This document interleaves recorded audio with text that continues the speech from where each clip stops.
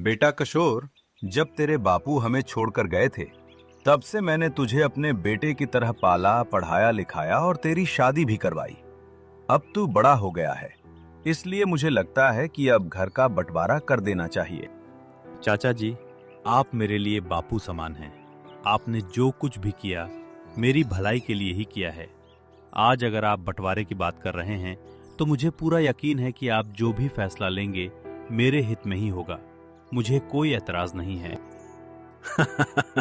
यही तो मुझे तुझसे उम्मीद थी बेटा। देख, खेती का काम बिल्कुल आसान नहीं होता। दिन रात खेतों में मेहनत करनी पड़ती है। मैं नहीं चाहता कि तुझे इतनी कठिन मेहनत करनी पड़े, इसलिए मैंने ये फैसला लिया है। तो फिर चाचा जी, आपका क्या विचार है? मेरा विचार है कि सारी खेती की जमीन मेरे पास रहे और तू गाय, भैंस, बकरी, भेड़ रख ले। दूध बेचकर आराम से अपना गुजारा कर लेना। खेती की इतनी कठिन मेहनत तुझे नहीं करनी पड़ेगी बेटा। चाचा जी, आपकी बात ठीक है, लेकिन मेरा मानना है कि जमीन भी आधी आधी बट जानी चाहिए। कुछ खेत आप रख लीजिए, कुछ मुझे दे दीजिए। पशु भी बराबर बांट लेते हैं ताकि हम दोनों का गुजारा अच्छे से हो सके। अरे किशोर, मैं तो बस चाहता हूं कि तू आराम से रहे। खेती की सारी मेहनत मैं कर लूंगा, तुझे किसी तकलीफ में नहीं पड़ने दूंगा। नहीं चाचा जी, मेरा मतलब वो नहीं था। मैं तो बस... और एक बात बेटा, ये हमारा पुश्तैनी बड़ा घर मेरे पास ही रहेगा। इसमें हमारे पुरखों की यादें बसी हैं, इसलिए मैं इसे छोड़ नहीं सकता। तू गांव के किनारे वाली पुरानी झोपड़ी में रह लेना, वहां आराम से अपना नया घर बसा लेना। चाचा जी, जैसी आपकी मर्जी। आप जो भी निर्णय लेंगे मुझे मंजूर है। यही तो बात है बेटा, तू सच में मेरा अपना बेटा है। चल, कल पंडित जी से मुहूर्त निकलवा कर सामान बांध लेना। भगवान तेरा भला करे। किशोर भोला भाला था। चाचा ने उसके भरोसे का फायदा उठाकर सारी खेती अपने नाम कर ली। किशोर उनके चेहरे की कपटी मुस्कान भी नहीं देख पाया।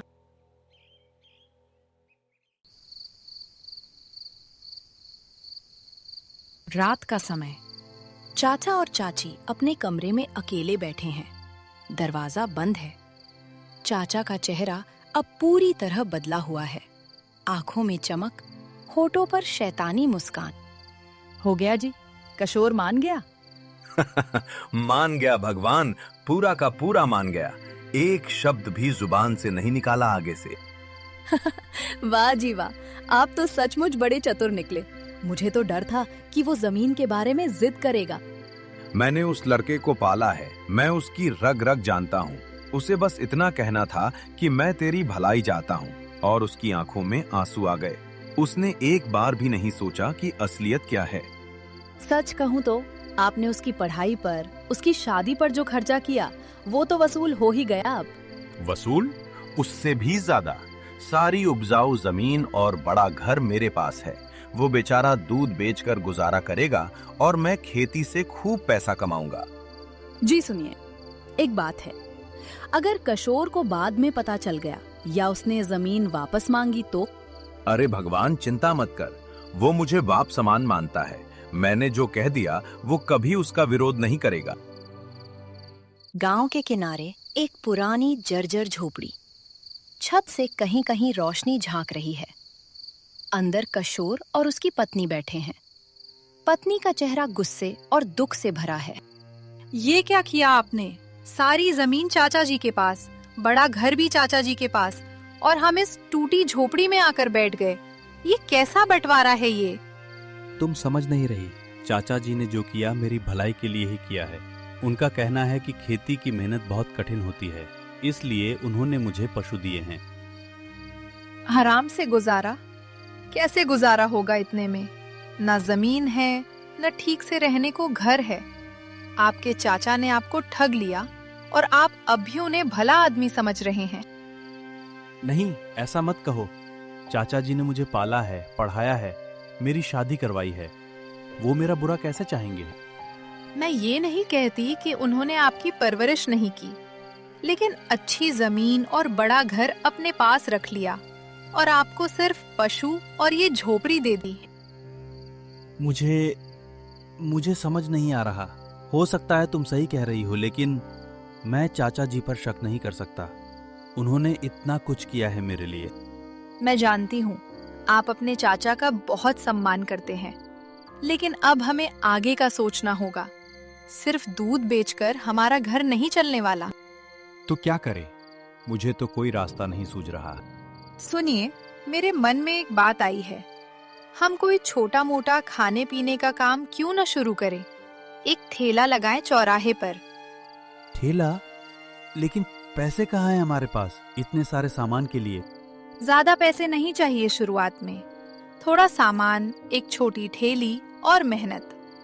बस सोचना ये है कि हम क्या बेचें जो गांव में पहले कभी किसी ने न बेचा हो। समोसा तो रामलाल बेचता है, पकौड़े भी सब जगह मिल जाते हैं। अंडा डोसा। अंडा डोसा? ये क्या होता है? मेरी मौसी के गांव में मैंने एक बार खाया था। डोसे के अंदर अंडा डालकर बनाते हैं, साथ में चटनी और मसाला। बड़ा स्वादिष्ट होता है। इस गांव में किसी ने आज तक ऐसा कुछ नहीं खाया होगा।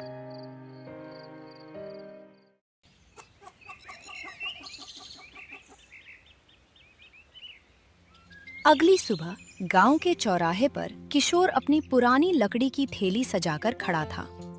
तवे पर घी की खुशबू फैल रही थी, जबकि उसकी पत्नी बगल में खड़ी बैटर तैयार कर रही थी। भाग्यवान कोई आएगा भी या नहीं? आएगा, जरूर आएगा। खुशबू ही इतनी अच्छी है कि लोग खींचे चले आएंगे। गांव का एक लड़का मोहन उधर से गुजरता है। खुशबू सूंघकर रुक जाता है। अरे ये कैसी खुशबू है? किशोर भाई ये क्या बना रहे हो? अंडा डोसा मोहन भाई, खाकर देखो, बड़ा स्वादिष्ट है। अंडा डोसा? ये तो कभी सुना ही नहीं। डोसे में अंडा कैसे डाल सकते हो भला? अरे भाई, खाकर तो देखो। न पसंद आए तो पैसे मत देना। अच्छा ठीक है, एक प्लेट दे दो, देखे तो सही कैसा बनता है। किशोर डोसा बनाना शुरू करता है। तवे पर बैटर फैलाता है, बीच में अंडा फोड़कर डालता है, मसाला छिड़कता है। खुशबू और तेज हो जाती है। आसपास से 2-3 और लोग खिंचे चले आते हैं। क्या बन रहा है भाई? बड़ी अच्छी खुशबू आ रही है। अरे ये तो डोसे जैसा लग रहा है, लेकिन कुछ अलग है इसमें। अरे वाह, ये तो कमाल का है। किशोर भाई ये तो बहुत बढ़िया बना है। सच में पसंद आया मोहन भाई। धीरे धीरे भीड़ बढ़ने लगती है। बच्चे भी इकट्ठा हो जाते हैं। किशोर भाई, ये तो असली कमाल कर दिया तुमने। इतने साल हो गए इस गांव में, ऐसा स्वाद कभी नहीं चखा। किशोर भाई कल भी जरूर लगाना ठेला, मैं अपने सारे दोस्तों को बुला कर लाऊंगा। जरूर भाई, कल भी आऊंगा, परसों भी आऊंगा, अब तो रोज आऊंगा। शाम होते होते ठेले के पास भीड़ और बढ़ जाती है। किशोर की पत्नी पसीने से तर है, लेकिन उसके चेहरे पर खुशी झलक रही है।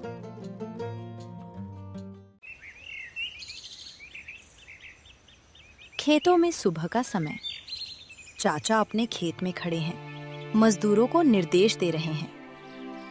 अरे ध्यान से बो बीज, इस बार सब्जी की फसल बहुत बड़ी लगानी है। टमाटर, बैंगन, भिंडी, सब कुछ। इस साल मुनाफा बहुत होने वाला है, समझे? जी मालिक, हो जाएगा सब ठीक से। इतनी अच्छी जमीन है, इस साल तो लाखों कमाऊंगा। किशोर तो बेचारा गाय भैंस लेकर बैठा होगा, और मैं इधर। तभी सरपंच जी चलते हुए खेत में आते हैं। अरे वाह, बड़ी मेहनत कर रहे हो लगता है। पूरा खेत तैयार हो रहा है। जी सरपंच जी, इस बार बड़ी फसल लगाई है। भगवान का आशीर्वाद रहा तो अच्छा मुनाफा होगा। सुना है तुमने और किशोर ने मिलकर संपत्ति का बंटवारा कर लिया? जी सरपंच जी, हो गया बंटवारा। सब आपसी रजामंदी से हुआ है। एक बात पूछूं, बंटवारे के वक्त गांव के कोई गवाह क्यों नहीं बुलाए गए? पंचायत में आकर लिखत पढ़त क्यों नहीं की? ये तो रिवाज है हमारे गांव का। अरे सरपंच जी, ये तो घर का मामला था, आपसी प्रेम से निपट गया। किशोर मेरा अपना बेटा जैसा है, उसमें गवाह ववाह की क्या जरूरत? मैं बहुत साल से इस गांव में पंचायत संभाल रहा हूं। मैंने ऐसे कई आपसी प्रेम वाले बंटवारे देखे हैं, जिनमें एक तरफ पूरी जमीन गई और दूसरी तरफ सिर्फ कुछ पशु और टूटी झोंपड़ी। ये कैसा न्याय है भला? सरपंच जी, आप ये क्या कह रहे हैं? मैंने किशोर को बचपन से पाला है। उसके बापू के मरने के बाद मैंने ही उसे सहारा दिया, पढ़ाया लिखाया, शादी करवाई। इतने साल की मेहनत का कोई हिसाब नहीं होता क्या? परवरिश करना तुम्हारा फर्ज था, क्योंकि वो तुम्हारे भाई का बेटा था, तुम्हारा अपना खून था। उस फर्ज को निभाने का मतलब ये नहीं कि बदले में उसकी पूरी विरासत छीन ली जाए। ज्यादा जमीन रखना मेरा हक है सरपंच जी। मैंने सालों मेहनत की है इस परिवार के लिए। किशोर को कोई शिकायत नहीं है, वो खुश है अपनी जगह पर। आप क्यों बीच में टांग अड़ा रहे हैं? मैं टांग नहीं अड़ा रहा, बस इतना कह रहा हूं कि लालच इंसान को अंधा कर देता है। आज जमीन तुम्हारे पास है, लेकिन कल भगवान का इंसाफ क्या होगा कोई नहीं जानता। सरपंच जी, आप अपनी पंचायत संभालिए, मैं अपना खेत संभाल लूंगा। शाम का समय। किशोर के ठेले पर हल्की भीड़ है। एक बुजुर्ग दादाजी ठेले के पास आते हैं। वाह बेटा, सच में कमाल का बनाया है तूने। ऐसा स्वाद तो मैंने 70 साल की जिंदगी में कभी नहीं चखा। आपका आशीर्वाद है दादाजी। बेटा, एक बात पूछूं? हाँ दादाजी, पूछिए। तू अपने चाचा से इतना संतुष्ट कैसे है? पूरी जमीन उनके पास, बड़ा घर उनके पास, और तू यहाँ झोपड़ी में। तुझे कभी बुरा नहीं लगा? दादाजी, चाचा जी ने मेरे लिए जो किया है उसके आगे ये सब छोटी बातें हैं। उन्होंने मेरी परवरिश की, मेरी शादी करवाई, मुझे उन पर शक करने का कोई हक नहीं। बेटा, मैं तेरे चाचा को बचपन से जानता हूँ। उसका स्वभाव शुरू से ही ऐसा रहा है, अपना फायदा पहले देखता है। मुझे दुख होता है ये बताते हुए, लेकिन सच यही है कि उसने तुझे ठगा है। दादाजी, ऐसा मत कहिए। चाचा जी मेरे बापू समान हैं। बेटा, मैं ये नहीं कह रहा कि उसने तेरी परवरिश में कोई कमी रखी, लेकिन परवरिश करना उसका फर्ज था और संपत्ति का सही बंटवारा करना भी उसका फर्ज था। उसने एक फर्ज निभाया, दूसरा नहीं निभाया। दादाजी, आप जो कह रहे हैं शायद उसमें सच्चाई हो, लेकिन मेरा मन अभी भी चाचा जी पर शक करने को तैयार नहीं है। हो सकता है वक्त के साथ मुझे सब समझ आ जाए। यही तो तेरी अच्छाई है बेटा, कि तू बुरा सोचता ही नहीं। बस इतना याद रख, मेहनत और ईमानदारी कभी बेकार नहीं जाती, चाहे कितना भी वक्त लगे। दादाजी धीरे धीरे चले जाते हैं। किशोर पीछे खड़ा उनकी बातों पर सोचता रहता है। उसके चेहरे पर उलझन और हल्की चिंता की छाया है।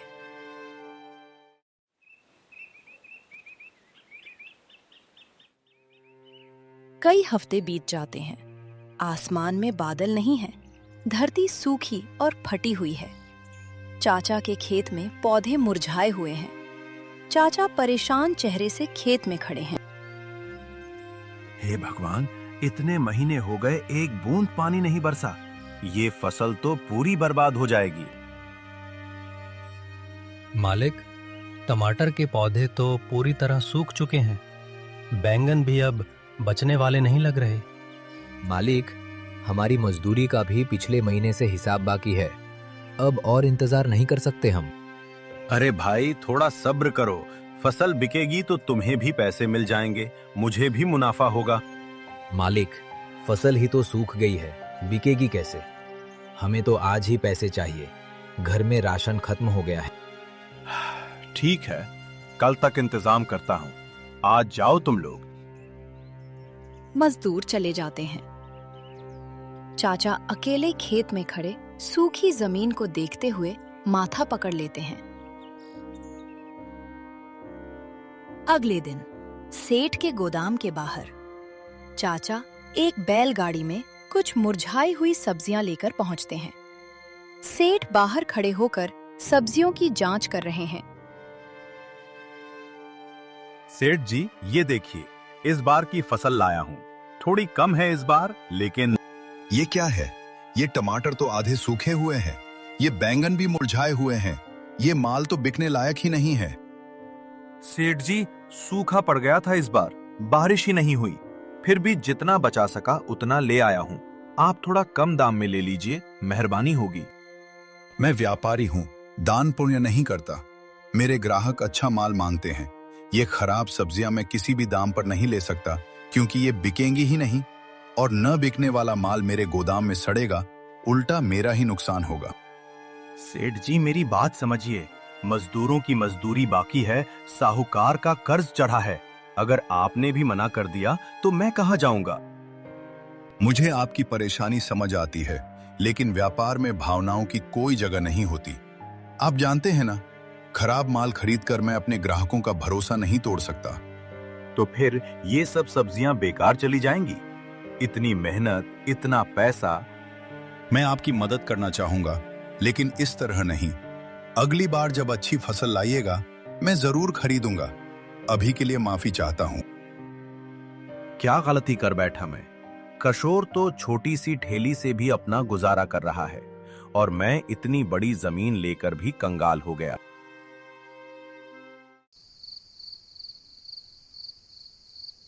आ गए जी। सेठ ने क्या भाव दिया फसल का? बता रहे थे ना, अच्छा मुनाफा होगा इस बार। मुनाफा तो दूर की बात है, सेठ ने माल लिया ही नहीं। सूखे की वजह से पूरी फसल खराब हो गई थी। क्या? तो अब क्या होगा? मजदूरों के पैसे, साहूकार का कर्जा। पता नहीं, कुछ समझ नहीं आ रहा। बहुत बड़ा नुकसान हो गया है इस बार। अच्छा सुनिए, ये सब तो ठीक है, लेकिन मुझे याद है आपने वादा किया था ना, इस बार अच्छा मुनाफा होगा तो मुझे बनारसी साड़ी दिलवाएंगे और 24 कैरेट सोने के गहने भी। तुझे साड़ी और गहनों की पड़ी है और इधर घर में खाने के लाले पड़ने वाले हैं। कर्जा चढ़ गया है, मजदूरों को पैसे देने हैं और तू बनारसी साड़ी की बात कर रही है। तो क्या हुआ? आपने वादा किया था ना। मैं तो बस अपना हक मांग रही हूँ। पड़ोस की रमा को देखो, उसके पति ने पिछले महीने ही उसे नई चूड़ियां दिलवाई। रमा के पति की बात मत कर मुझे। उनके खेत में सूखा नहीं पड़ा होगा। अभी हालत ये है कि कल मजदूरों को क्या जवाब दूंगा ये नहीं पता, और तुझे गहनों की पड़ी है। तो मैं क्या करूं? मेरी भी तो इच्छाएं हैं। शादी के बाद से एक नई साड़ी तक नहीं ली आपने मेरे लिए। अभी साड़ी का वक्त नहीं है, पहले इस कर्जे से निकलने का कोई रास्ता सोचना है। समझ क्यों नहीं रही तू? हाय राम, मैं तो बस अपने मन की बात कह रही थी और आप मुझ पर ही चिल्ला रहे हैं। इतने सालों में कभी मेरी ख्वाहिशों की कद्र नहीं की आपने। अभी मेरे पास इतनी हिम्मत नहीं बची कि तुझसे बहस करूं। चल सो जा, कल देखता हूं क्या करना है।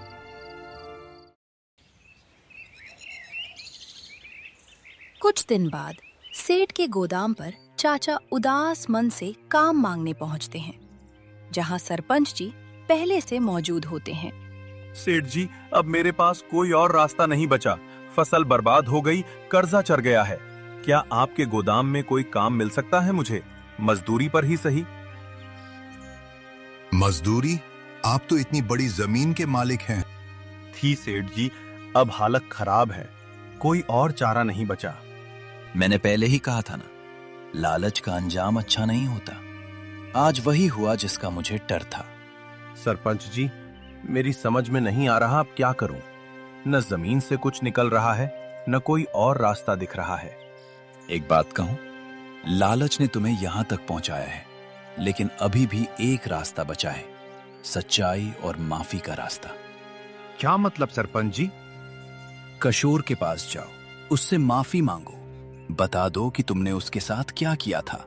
वो लड़का भोला है, ईमानदार है, मुझे यकीन है वो तुम्हें माफ कर देगा। लेकिन सरपंच जी, अगर उसने मना कर दिया तो?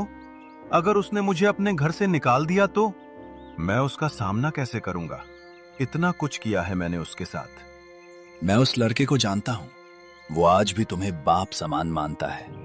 अगर तुम सच्चे दिल से माफी मांगोगे तो वो तुम्हें जरूर माफ कर देगा। जैसे ही किशोर को पता चलता है कि उसके चाचा की आर्थिक हालत बहुत खराब हो गई है, वह बिना एक पल गवाए उनके घर की ओर दौड़ पड़ता है। किशोर बेटा, मुझे माफ कर दे।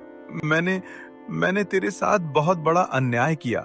मैंने लालच में आकर तुझे ठगा, तुझसे झूठ बोला, तुझे सबसे उपजाऊ जमीन से अपने घर से वंचित रखा। चाचा जी, ये क्या कर रहे हैं आप? नहीं किशोर, पहले मुझे ये कहने दे। मैंने तुझे ठगा, फिर भी तू मुझे माफ करने आया है। मैं इस लायक नहीं हूं बेटा। मेरे लालच ने मुझसे सब कुछ छीन लिया। जमीन भी गई, इज्जत भी गई, और तेरा भरोसा भी मैंने खो दिया। चाचा जी, मुझे आप दोनों से कोई शिकायत नहीं है। आपने मुझे पाला, मुझे जिंदगी दी, वो एहसान मैं कभी नहीं भूल सकता। बेटा तू सच में बहुत बड़े दिल का है, मैं तेरे लायक नहीं हूँ। चाचा जी, अब पुरानी बातें भूल जाइए। मेरा अंडा डोसा का काम अच्छा चल रहा है। मैं चाहता हूँ कि आप और चाची जी भी इसमें मेरे साथ जुड़ें। हम सब मिलकर इस काम को आगे बढ़ाएंगे। किशोर, तू मुझे इतना सब कुछ खोने के बाद भी अपने साथ काम में शामिल करना चाहता है? हाँ चाचा जी, परिवार साथ हो तो हर मुश्किल आसान हो जाती है। आप अनुभवी हैं, आपकी सूझबूझ से हमारा काम और बढ़िया चलेगा। हम मिलकर एक बड़ा ढाबा बनाएंगे जहां पूरा परिवार साथ काम करे, साथ रहे।